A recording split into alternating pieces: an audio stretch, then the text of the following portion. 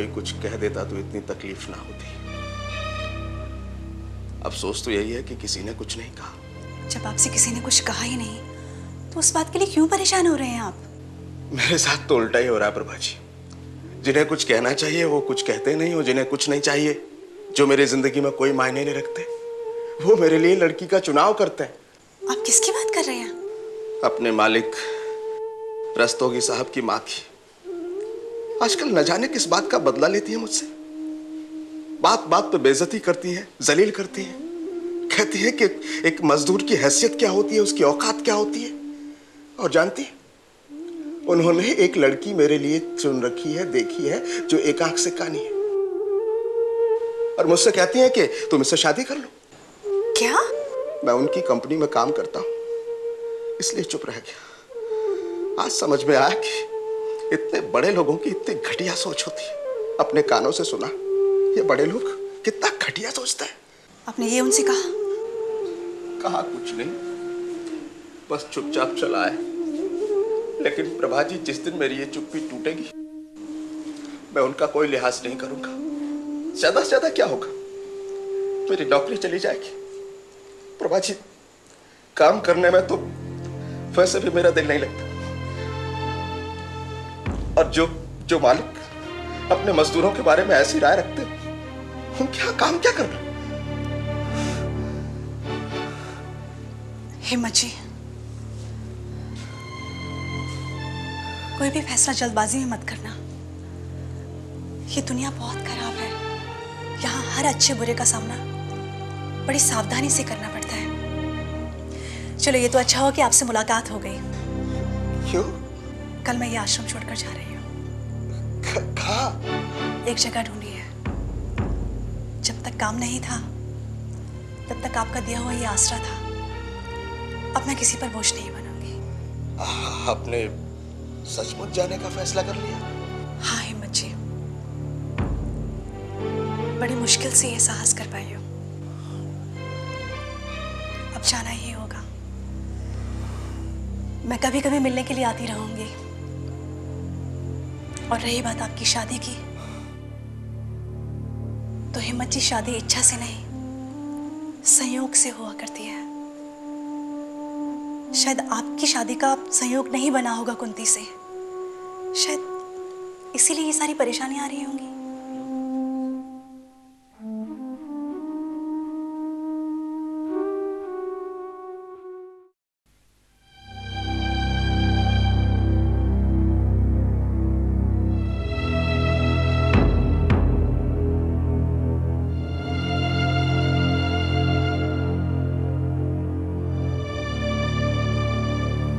आप बिना बताए कहाँ चले गए थे? बैठो। अपने किसी काम से गया था, वही हॉस्पिटल के चक्कर में। तुम सो रही थी तो मैंने तुम्हें जगाना ठीक नहीं समझा। अच्छा, आपने कुछ तय किया? अभी हम यहाँ और कब तक रहने वाले हैं? क्यों, यहाँ अच्छा नहीं लग रहा क्या? नहीं नहीं, ऐसी कोई बात नहीं है। अपना देश है, अपना शहर है, मन क्यों नहीं लगेगा यहाँ? लेकिन बेटे बहू को छोड़कर आए हैं, उनकी भी खबर लेनी है या नहीं? कमाल, अभी कल ही तुमने फोन पर उन लोगों से बात की है, वो लोग खुश हैं। यूं भी जब तक यहाँ काम खत्म नहीं हो जाता, हम लोग वापस नहीं आ सकते। अरे हाँ, मैंने आपको बताया नहीं, मैं आश्रम गई थी। अच्छा, सरला जी से बात हुई? हाँ, उनसे भी बात हुई थी। उन्होंने करण का पता या फोन नंबर देने से बिल्कुल इनकार कर दिया है। मैं जानता था सरला जी ऐसे ही कुछ करेंगी। अगर उन्हें पता देना होता तो अब तक कुंती को दे चुकी होती। वो तो बेचारी कब से हाथ पैर जोड़ रही होगी। उनका मानना है कि कुंती करण को भूल जाए, इसी में उसकी भलाई है। लेकिन कुंती माने तब ना, उसकी जान तो अभी भी अपने बेटे में फंसी हुई है। एक माँ कभी अपने बेटे को भुला नहीं सकती। सुमित्रा, लेकिन कुंती को भुलाना होगा। तुम्हें क्या लगता है, क्या कर्ण कुंती को वापस मिल जाएगा? नहीं, इसलिए अब कुंती की भलाई इसी में है कि वो शादी करके अपनी नई दुनिया बसा ले। शादी को लेकर भी मेरी उससे बात हुई थी। हिम्मत को लेकर हम जिस परेशानी में कुंती का सामना करने से हिचकिचा रहे थे, वो बोझ भी अब उतर गया। अच्छा, तुमने उससे शादी की बात की? पूछा कि वो किससे शादी करना चाहती है? उल्टा ये सवाल वो मुझसे करने लगी। क्या? हाँ, वो ये जानना चाहती थी कि हिम्मत को भरोसा देने के बाद हमने रस्तोगी के रिश्ते की बात कैसे मान ली। तुमने उसे बताया नहीं? हम लोग वचन के पक्के हैं। एक बार हिम्मत को वचन दिया तो हम आज भी उसके साथ हैं। मैंने खुलकर इस बारे में बात की। सरला जी तो ये चाहती हैं कि कुंती रस्तोगी के रिश्ते के लिए हाँ कर दे, लेकिन क्या?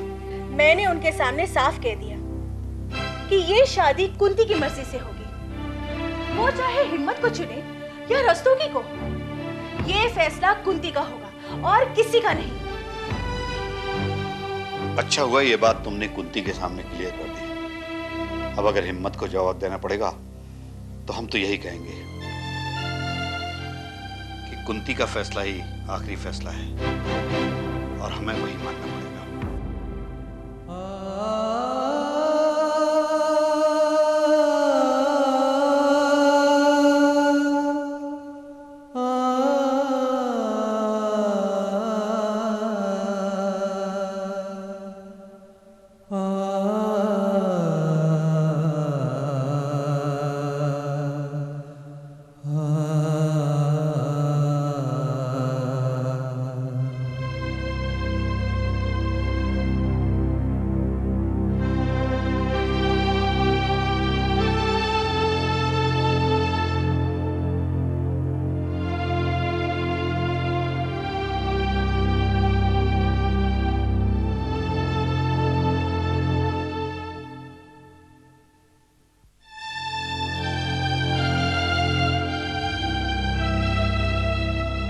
हाँ हाँ, मैं कल आपसे मिलता हूं जी।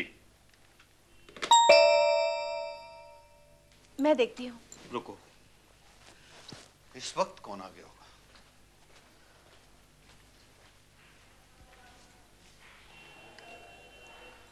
हिम्मत?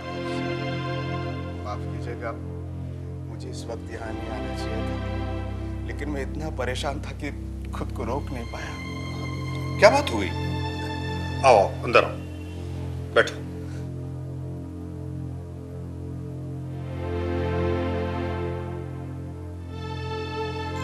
बैठो। हिम्मत बेटा,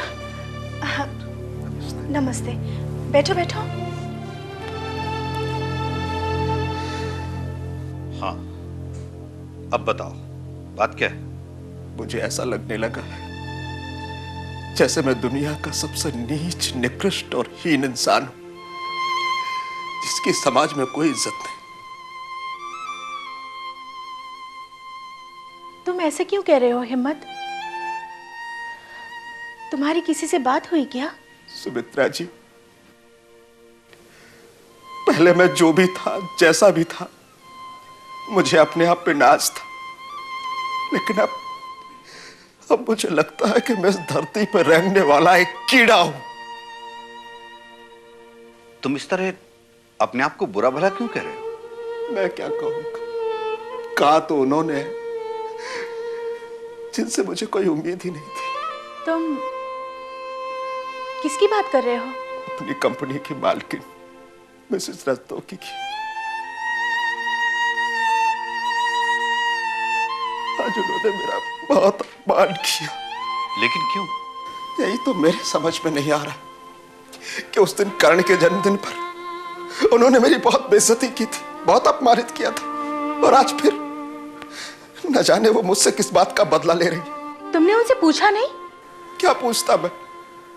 उनके नजरों में तो मैं एक मामूली मजदूर हूं, सिर्फ मजदूर, जिसकी कोई हैसियत नहीं। और मैं बहुत दुखी हो गया। न जाने क्यों उन्हें मेरी शादी की बहुत चिंता हो गई। क्या? हाँ, कहने लगी, तुम्हारे हैसियत के हिसाब से एक लड़की मैंने देखी, जो एक आंख से कानी है, तुम उससे शादी कर लो। अब आप ही बताइए, ऐसे कोई किसी से बात करता है क्या? पता नहीं किस बात की दुश्मनी निकाल रही मुझसे। हिम्मत, उन्हें अपने रुतबे, अपने पैसे का घमंड है। हाँ। अरे घमंड है तो ठीक है, लेकिन इसका ये मतलब नहीं कि वो किसी की बेइज्जती करे। आज तो मैंने बर्दाश्त कर ली, लेकिन कब तक बर्दाश्त करूंगा मैं? उन्हें ऐसा नहीं करना चाहिए था। पता नहीं वो चाहती क्या है। मेरे मुंह से तो उन्हें कुंती जी का नाम तक सुनना पसंद नहीं, और खुद चली गई आश्रम कर्ण का जन्मदिन मनाने। कहीं ऐसा तो नहीं कि वो कुंती जी को मेरे खिलाफ करना चाहती?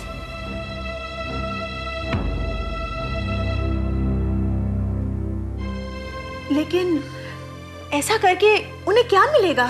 यही तो मैं सोच रहा हूं कि ऐसा सब करके उन्हें क्या मिलेगा। मैं तो उनकी कंपनी में एक मामूली सा मजदूर।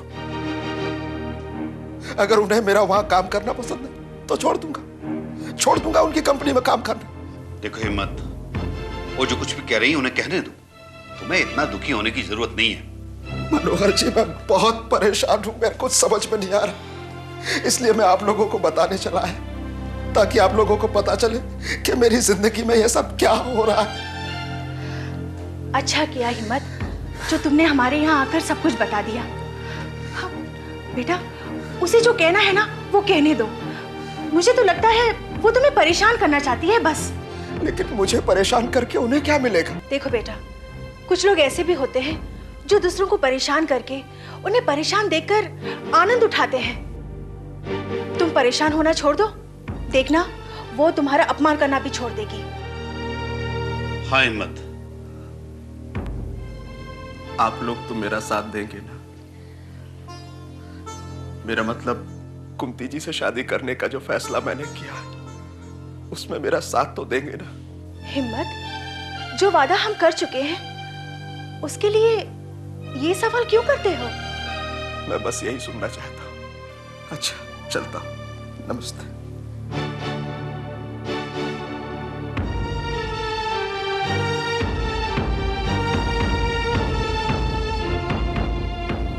मिसेस रस्तोगी हिम्मत का अपमान करके सिर्फ ये चाहती है कि वो कुंती से शादी करने का फैसला बदल ले। उसके इस तरह अपमानित करने से क्या होगा? तुम तो हिम्मत को जानती हो, वो अपना इरादा कभी नहीं बदलेगा। लेकिन मेरी समझ में ये नहीं आ रहा है कि वो अपने बेटे की शादी कुंती से ही क्यों करना चाहती है। वो इतनी इच्छुक क्यों है? कोई तो बात है।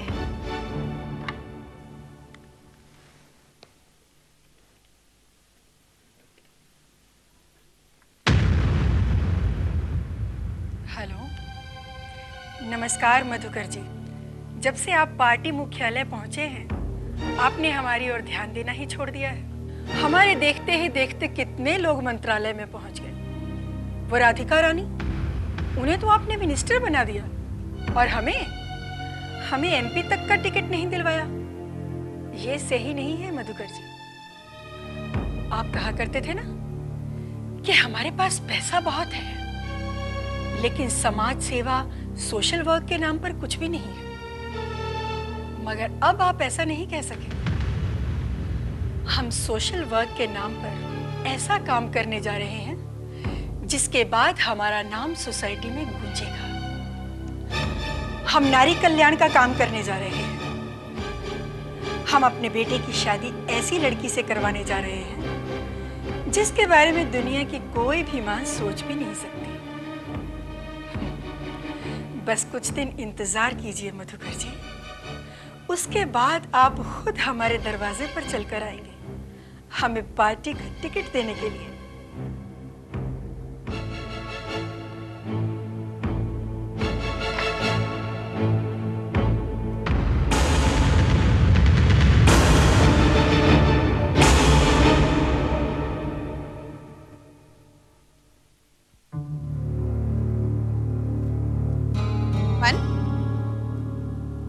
ये सुबह सुबह टाई वाई लगा करके कहाँ जा रहे हो?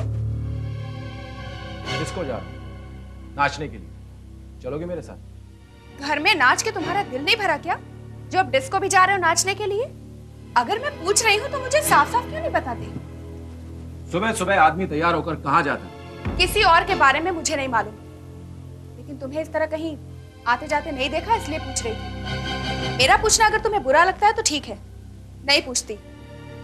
नहीं नहीं, तुम्हें तो मैं सब कुछ बताऊं, क्योंकि भाई तुम मेरी अर्धांगिनी हो, मेरी धर्मपत्नी हो। तुम्हें तो मालूम होना ही चाहिए कि मैं कहाँ जाता हूँ, क्या करता हूँ। वो अलग बात है कि पति को पत्नी के बारे में कुछ भी मालूम नहीं चाहिए। क्यों? मैंने आज तक तुमसे क्या छिपाया है? कब मैं बिना बताए कहीं गई? बताया है, जरूर बताया है, लेकिन जो बताती हो करती उसका बिल्कुल उल्टा। मन, मुझे लेकर के तुम्हें कोई गलतफहमी हो गई है। अगर तुम्हें मेरे कहे का भरोसा नहीं है तो तुम्हारा जो दिल चाहे तुम सोच सकते हो। मुझे सोचने पर तुमने ही मजबूर किया है पुष्पा। एक औरत दुनिया में हर एक को बेवकूफ बना सकती है, लेकिन अपने पति को नहीं, क्योंकि हर पति की एक तीसरी आंख होती है जिससे वो अपनी पत्नी की हर हरकत को देख सकता है। इन दो आंखों से तो कभी अपनी पत्नी को देखा नहीं किया, तीसरी आंख की क्या बात करते हो? इन दो आंखों में धूल झोंक। ऐसा क्या किया है मैंने? आखिर तुम्हें मुझसे शिकायत क्या है? ये वक्त उन्हें गिनाने का नहीं है पुष्पा। नहीं, तुम्हें बताना ही पड़ेगा। जब बात पैदा की है तो साफ साफ बताओ। देखो पुष्पा, सुबह सुबह मैं अपना मूड खराब करना नहीं चाहता। और मेरे मूड का क्या? उसे जो खराब कर दिया तुमने। मुझे सारे घर का काम करके ऑफिस जाना है। पता नहीं क्यों तुम मुझे दिन रात परेशान करती हो। मैं परेशान करता हूँ? और नहीं तो क्या। मैंने तुमसे सिर्फ इतना पूछा था कि सुबह सुबह तैयार होकर के कहाँ जा रहे हो, और तुमने क्या जवाब दिया? तुम्हें अपनी पत्नी से बात करने की तमीज नहीं है। हाँ, मुझे कहां से होगी? सारी की सारी तमीज तुम्हें ही तो है। जब घर में बैठा था तो जीना हराम कर दिया था, और अब बाहर जा रहा हूं तो उसमें भी टोका टाकी। लेकिन तुम्हारे इस टोका टाकी करने से मेरा कोई अपशकुन नहीं होने वाला है। मन, मेरा पूछना तुम्हें अपशगुन लग रहा है? नहीं, आशीर्वाद लग रहा है, क्योंकि तुम एक आदर्श और सच्चाई की देवी हो। तो देवी जी सुनिए, मैं ऑफिस जा रहा हूं और आज मेरे काम का पहला दिन।